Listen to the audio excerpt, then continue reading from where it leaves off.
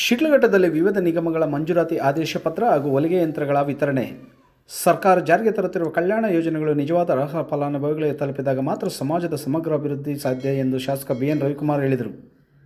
ನಗರದ ಪ್ರವಾಸಿ ಮಂದಿರದಲ್ಲಿ ಡಿ ದೇವರಾಜ್ ಅರಸು ಹಿಂದುಳಿದ ವರ್ಗಗಳ ಅಭಿವೃದ್ಧಿ ನಿಗಮದ ವತಿಯಿಂದ ಆಯೋಜಿಸಿದ್ದ ಕಾರ್ಯಕ್ರಮದಲ್ಲಿ ವಿವಿಧ ನಿಗಮಗಳ ಮಂಜೂರಾತಿ ಆದೇಶ ಪತ್ರ ಹಾಗೂ ಹೊಲಿಗೆ ಯಂತ್ರಗಳನ್ನು ಫಲಾನುಭವಿಗಳಿಗೆ ವಿತರಿಸಿ ಅವರು ಮಾತನಾಡಿದರು. ಹಿಂದುಳಿದ ವರ್ಗಗಳ ಜನರು ಆರ್ಥಿಕವಾಗಿ ಬಲಿಷ್ಠರಾಗಲು ಸರ್ಕಾರ ಹಲವು ಯೋಜನೆಗಳನ್ನು ಜಾರಿಗೆ ತಂದಿದ್ದು, ಅವುಗಳ ಬಗ್ಗೆ ಅಧಿಕಾರಿಗಳು ಹಾಗೂ ಜನಪ್ರತಿನಿಧಿಗಳು ಜನರಿಗೆ ಸರಿಯಾದ ಮಾಹಿತಿ ನೀಡಬೇಕು ಎಂದು ತಿಳಿಸಿದರು. ಯುವಕರು ಮತ್ತು ಮಹಿಳೆಯರು ಸ್ವಯಂ ಉದ್ಯೋಗ ಆರಂಭಿಸಿ ಸ್ವಾವಲಂಬಿ ಜೀವನ ನಡೆಸಲು ಸರ್ಕಾರ ನೀಡುತ್ತಿರುವ ಸೌಲಭ್ಯಗಳನ್ನು ಸದುಪಯೋಗಪಡಿಸಿಕೊಳ್ಳಬೇಕು ಎಂದು ಕರೆ ನೀಡಿದರು.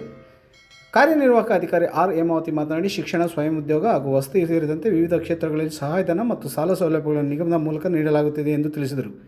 ಈ ಸಂದರ್ಭದಲ್ಲಿ ಸ್ಥಳೀಯ ಮುಖಂಡರು, ಅಧಿಕಾರಿಗಳು ಹಾಗೂ ಹಲವರು ಫಲಾನುಭವಿಗಳು ಉಪಸ್ಥಿತರಿದ್ದರು.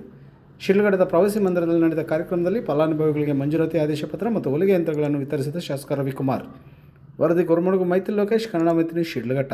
ಶಿಡ್ಲಘಟ್ಟ ವಿಧಾನಸಭಾ ಕ್ಷೇತ್ರದಲ್ಲಿ ದೇವರಾಜ ಅಭಿವೃದ್ಧಿ ನಿಗಮದಿಂದ ಸ್ವಯಂ ಉದ್ಯೋಗ ಅನ್ನುವಂಥ ಯೋಜನೆಯಿಂದ ಅಡಿಯಲ್ಲಿ ಮಹಿಳೆಯರು 15 ಜನ, ಪುರುಷರು 7 ಜನ, ಒಟ್ಟು 22 ಜನಕ್ಕೆ ಇವತ್ತು ಸ್ವಯಂ ಉದ್ಯೋಗ ಯೋಜನೆಯಲ್ಲಿ 1 ಲಕ್ಷ ಲೋನನ್ನು ವಿತರಣೆಯನ್ನು ಮಾಡ್ತಾ ಇದ್ದಾರೆ.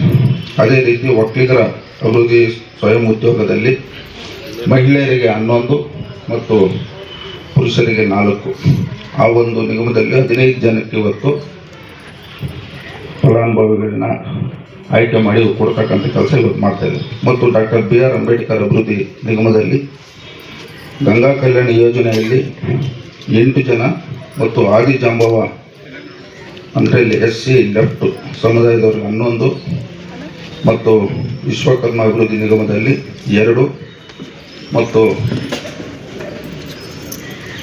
ಇದು ವೆಹಿಕಲ್ ಸೈಕಲ್ 2 ವಾಹನಗಳನ್ನು ಕೊಡ್ತಕ್ಕಂಥ ಕಾರ್ಯಕ್ರಮ ಇವತ್ತು ನಮ್ಮ ಶಿಡ್ಲಘಟ್ಟದಲ್ಲಿ ಆಯಾ ಇಲಾಖೆ ಅಧಿಕಾರಿಗಳು ಮತ್ತು ಫಲಾನುಭವಿಗಳು ಎಲ್ಲರೂ ಇವತ್ತಿಗೆ ಬಂದು ಈ ಒಂದು ಸರ್ಕಾರದಿಂದ ಬರ್ತಕ್ಕಂಥದ್ದು, ಈ ರಾಜ್ಯದ ಜನಸಾಮಾನ್ಯರು ಕಟ್ಟಂಥ ತೆರಿಗೆ ಹಣದಿಂದ ಕೊಡ್ತಕ್ಕಂಥ ಯೋಜನೆಗಳನ್ನ ನೇರವಾಗಿ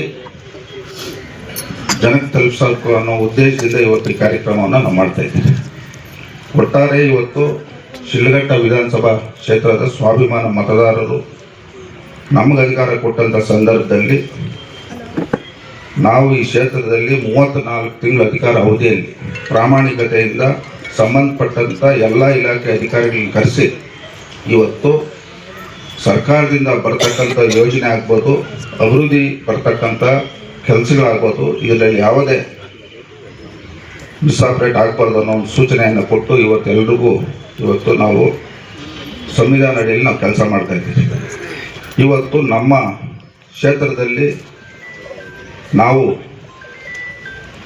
ಚುನಾವಣೆ ಸಂದರ್ಭದಲ್ಲಿ ನೋಡಿದಂಥ ಸಂದರ್ಭದಲ್ಲಿ ಇವತ್ತು ನಮ್ಮ ಕ್ಷೇತ್ರದಲ್ಲಿ ಆರ್ಥಿಕವಾಗಿ ಮತ್ತು ಶೈಕ್ಷಣಿಕವಾಗಿ ಭಾಳಷ್ಟು ಹಿಂದುಳಿದಿರ್ತಕ್ಕಂಥ ಕುಟುಂಬಗಳನ್ನ ಗಮನಿಸಿ ನಾವು ಈ ಕ್ಷೇತ್ರದಲ್ಲಿ ಶಿಕ್ಷಣ ಮತ್ತು ಆರೋಗ್ಯಕ್ಕೆ ಹೆಚ್ಚಿನ ಒತ್ತನ್ನು ಕೊಟ್ಕೊಂಡು ಬರ್ತಾ ಇದ್ದೀವಿ.